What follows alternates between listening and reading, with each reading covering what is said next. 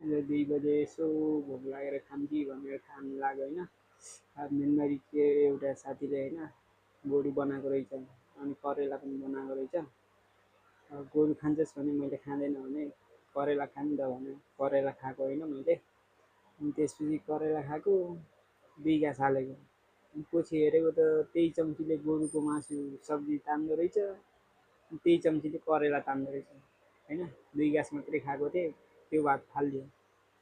अनि मेगी बनाएर खान लाग्यो, मेगीको सुप बनाएको थिएँ होइन। अनि त्यसपछि सिसाको बटुको थियो, त्योमा हालेको थिएँ सिसाको बटुकोमा। अनि त्यो पनि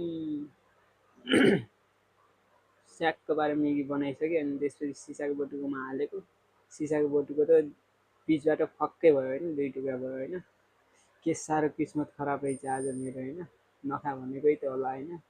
आजको दिन त साह्रै पनौतीले गयो होइन।